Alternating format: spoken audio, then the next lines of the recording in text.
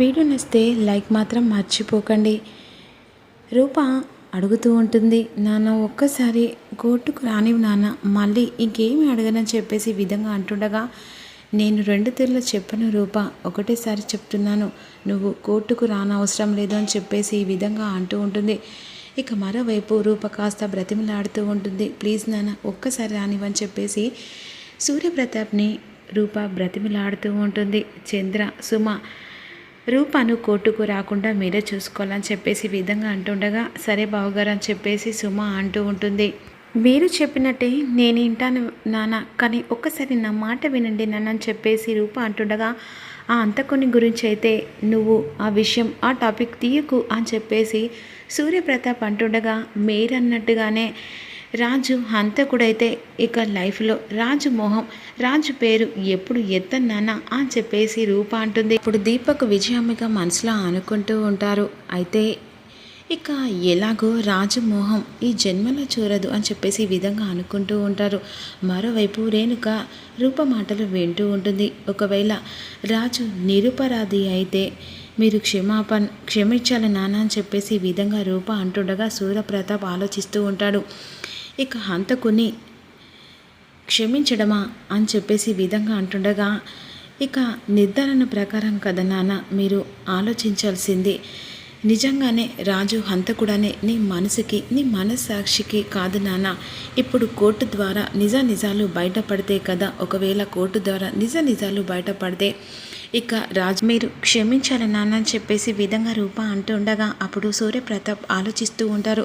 మామయ్య కోర్టుకు టైం అవుతుంది పద అని చెప్పేసి అంటుండగా, నాన్న నేను చెప్పిన దానికి మీరు సరే అని చెప్పండి. ఒకవేళ రాజు అసలు మందారాన్ని చంపలేదని చెప్పేసి విధంగా కోర్టులో రుజువైన తర్వాత మీరు రాజును క్షమిస్తారు కదని చెప్పేసి అంటుండగా, అప్పుడు సూర్యప్రతాప్ వెంటనే సరే నిజంగానే వాడు హత్య చేయలేదని కోర్టు ద్వారా బయటపడితే వాడిని క్షమిస్తాను, అంతేకాదు నిన్ను ఆయనకి కోడలుగా పంపిస్తానని చెప్పేసి సూర్యప్రతాప్ మాట ఇచ్చినసరికి ఒక్కసారిగా ఇక విజయాంబిక దీపక్ మరోవైపు వెనుక కూడా షాకే చూస్తూ ఉంటుంది. సరే నాన్న ఈ మాట చాలు అని చెప్పేసి ఈ విధంగా కోర్టుకు బయలుదేరుతూ ఉంటారు. వామ్మో ఇదేంటి, అయినా మందారం ఎట్టాగో బతికి లేదు, ఇక రాజుని క్షమించలేదు, అంతేకాకుండా రూపకళలు కలలుగానే మిగిలిపోతాయి. ఇప్పుడు నేను కిడ్నీ ఇచ్చానని అందరి మనసులో నేనొక్క ఆ ఇంటి కోడలని అనుకుంటున్నారు, అదొకటి చాలు, ఇటు రూప గురించి ఆలోచించిన అవసరమే లేదు, రాజును ఎట్టా అయినా బయటికి తీసుకొచ్చి త్వరలోనే మేము పెళ్లి చేసుకుందామని చెప్పి రేణుక అనుకుంటూ ఉంటుంది. సరే కోర్టుకు వెళ్ళిన తర్వాత నిజాలు బయటపడతాయి కదా, దాని ద్వారా తెలుస్తుందిలే అని చెప్పేసి విధంగా అనుకుంటూ ఉంటారు. మరోవైపేమో ఇక కోర్టులోని నిజాలు ఎలాగైనా బయట పెట్టాలని చెప్పేసి రూప ఆలోచిస్తూ ఉంటుంది. ఇక కోర్టుకు రావద్దని చెప్పేసి విధంగా ఒప్పుకున్న సూర్యప్రతాప్ వెంటనే ఇక దీపక్ కూడా షాక్ అవుతాడు. ఇక విజయాంబిక అంటూ ఉంటుంది, నిజంగానే రూప సాక్ష్యాలు తీసుకొస్తుందారా, అయినా మమ్మీ అసలు మందారం చనిపోయిన తర్వాత రూప ఎక్కడి నుంచి సాక్ష్యాలు తీసుకొస్తుంది, అది కళ మాత్రమే అని చెప్పేసి విధంగా అనుకుంటూ ఉండగా, నాకెందుకో కుడికన్ను అదురుతుందిరా మమ్మీ, ఈ సెంటిమెంట్ ఏం పెట్టుకోకు, ఎలాగో రూప సాక్ష్యాలు తీసుకురాదు, రాజుకు ఖచ్చితంగా కఠిన కారకాల శిక్ష పడుతుంది, అప్పుడు రూపను పెళ్లి చేసుకునే వాళ్ళు ఎవ్వరుండరు, మామయ్యను ఇక బుట్టలో వేసుకొని రూపను పెళ్లి చేసుకునే ఛాన్స్ నాకే వస్తుందని చెప్పేసి విధంగా అనుకుంటూ ఉంటారు. ఇక కోర్టుకు వెళ్తారు. మరోవైపేమో ఎలాగైనా నిజాలు బయటపెట్టి ఇక తెలుసుకోవాలని చెప్పేసి ఈ విధంగా లాయర్కి కాల్ చేస్తుంది రూప.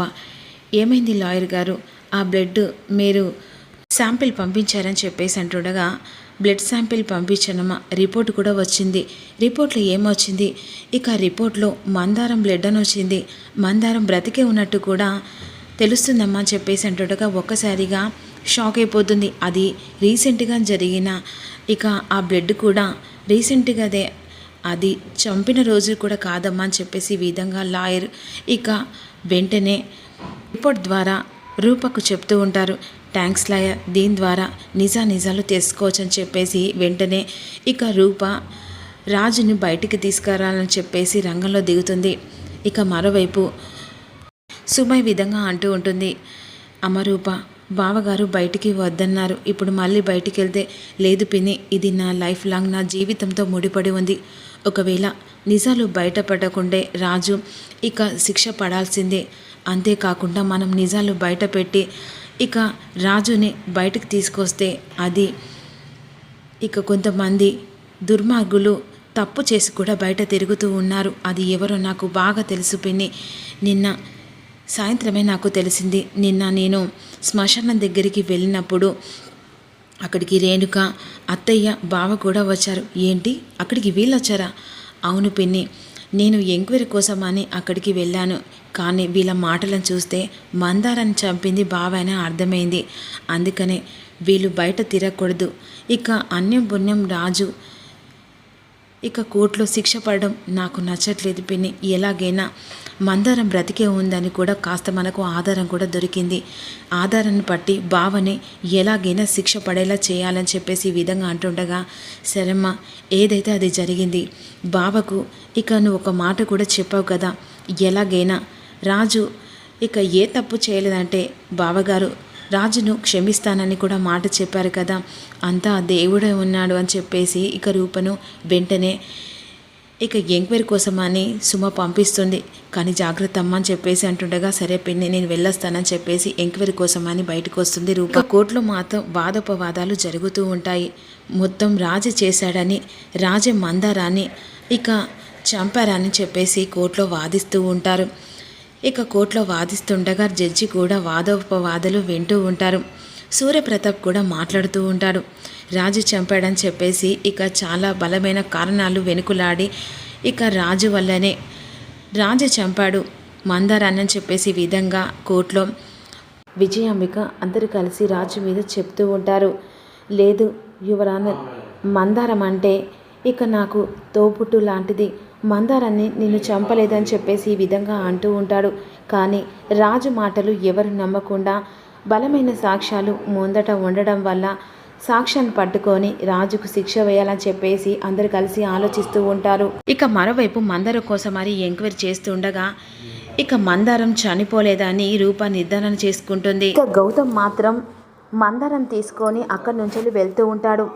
ఇక మందారం చూడకుండా గౌతమ్ని చూస్తుంది రూప. అదేంటి గౌతమ్ ఇక్కడ అంతా ఇక కంగారుతో వెళ్తున్నాడు, నాకెందుకు అనుమానంగా వస్తుందని చెప్పేసి గౌతమ్ వెనకాలే ఇక వెళ్తూ ఉంటుంది. రూప కూడా ఆటో ఎక్కి గౌతమ్ కారు వెనకాల వెళ్తూ ఉంటుంది. అక్కడి నుంచి గౌతమ్ని ఇక దూరంగా చూస్తుండగా మందారాన్ని కిడ్నాప్ చేసి లోపలికి తీసుకెళ్తుండగా ఒక్కసారిగా మందారాన్ని చూసి ఇక రూప షాక్ అయిపోతుంది. ఏంటి, మందారం బ్రతికే ఉందా? ఇప్పుడు మందారం బ్రతికే ఉందంటే గౌతమ్ మందారాన్ని కిడ్నాప్ చేసి ఇక చంపారని రాజు మీద నింద వేసి ఇదంతా గౌతమ్ చేసిన ప్లాన్ అన్నమాట చెప్పేసి ఈ విధంగా ఆలోచిస్తూ ఉంటుంది. ఎట్టి పరిస్థితిలో రాజు నిర్దోషాన్ని బయటికి తీసుకురావాలి, మందారాన్ని ఇక్కడి నుంచి తప్పించాలని చెప్పేసి రౌడీలకు ఇక చెప్పి గౌతమ్ అక్కడి నుంచి వెళ్ళిపోతాడు. ఇక మెల్లగా ఎలాగైనా కిడ్నాప్ చేసిన మందారాన్ని కాపాడని చెప్పేసి లోపలికి వెళ్తుంది. మరోపక్క రౌడీలు, అరే దీన్ని కట్టేసి మనం ఇక్కడి నుంచి ఇక బయటికి వెళ్ళి అలా కూర్చుందాం పదారని చెప్పేసి రౌడీలు బయటికి వస్తారు. మందారాన్ని కట్టేసి ఇక కిటికీ వెనకాల నుంచి మందారాన్ని కాపాడడానికి రూప వెళ్తుంది. మందారం స్పృహలోకి ఉండదు. అలా మెల్లిగా రూప వెళ్తుంది. అదే సమయానికి రూప మందారాన్ని చూస్తుంది. ఈ కిటికీ వెనకాల నుంచి డోర్ తీసుకొని రూప మందారం దగ్గరికి మందారం మందారం చెప్పేసి పిలుస్తుండగా ఒక్కసారిగా స్పృహలోకి వస్తారు. అమ్మాయి గారు, మందారం నువ్వు చనిపోయావని ఇక రాజును అరెస్ట్ చేసి తీసుకెళ్ళా, నువ్వు బ్రతికి ఉన్నావని చెప్పేసి ఈ విధంగా అంటుండగా ఇదంతా ఇక గౌతమును దీపక్ బాబు చేశారు. దీపక్ బాబు నన్ను నమ్మించి నేను రాజును కలవడానికి వచ్చినప్పుడు నన్ను చంపేశాడు. ఇక రాజన్న చూసి నన్ను కాపాడే సమయంలో దీపక్ను పట్టుకోవాలని వాళ్ళ వెనకాల వెళ్ళినప్పుడు అదే సమయానికి గౌతమ్ నన్ను చూసి అక్కడి నుంచి ఇక తీసుకెళ్ళాడు, ఇలా కిడ్నాప్ చేశారు. ఇక అంతేకాకుండా రాజు మీద నింద వేయాలని ఇదంతా ప్లాన్ చేశారు అమ్మాయి గారు. సరే ఇదంతా టైం వేస్ట్, ఇక మనం వెళ్ళి రాజును ఎలాగైనా కాపాడలే. కానీ అమ్మాయి గారు, రౌడీలు వాళ్ళను తప్పించే బాధ్యత నాది అని ఇంతలో ఒక రౌడీ లోపలికి వస్తారు. ఇక రూపను చూసి, అరే లోపలి రండ్రా, ఇక పిట్టపెట్టలాడే పిట్ట వచ్చిందిరని చెప్పేసి అంటుండగా అక్కడున్న కర్ర తీసుకుంటుంది రూప. ఇక ఆ రౌడీని కొడుతుంది. ఇక మరోవైపు ఇక మందారం కాస్త లేవలేని పరిస్థితి.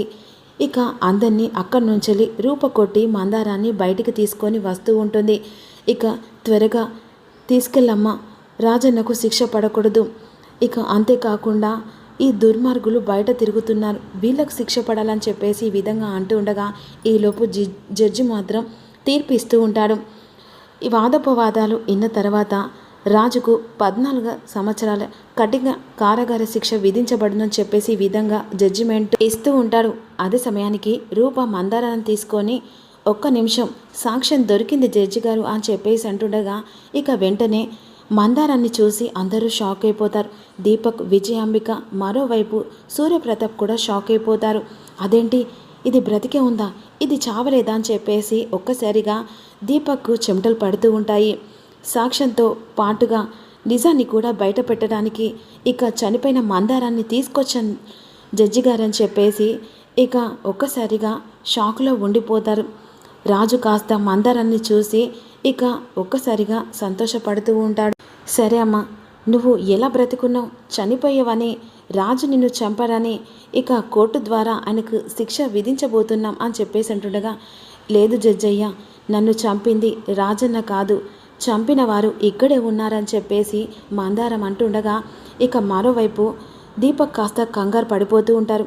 ఇక ఎలా నాటకం మొదలు పెట్టాలని చెప్పేసి మందారం, నువ్వు బ్రతికే ఉన్నావా అని చెప్పేసి నాటకం ఆడుతూ ఉంటారు. ఇక మీరు ఎవరు చంపారమ్మా అని చెప్పేసి ఈ విధంగా కోర్టులో జడ్జి అడుగుతుండగా, చంపింది ఎవరో కాదు బాబు, నా భర్త. ఇక నా భర్త చంపి రాజన్న మీద నింద వేశాడు అని చెప్పేసి మందారం చెప్పిన మాటలు విని జడ్జి ఇక మరోవైపు దీపక్, సూర్యప్రతాప్ షాక్ అయిపోతారు. మరి సూర్యప్రతాప్ దీపక్కి ఎలాంటి శిక్ష వేయబోతున్నాడని అప్కమింగ్లో మీరు తెలుసుకునే వాళ్ళు ప్రతి ఒక్కరు లైక్ చేయండి. Thank you so much.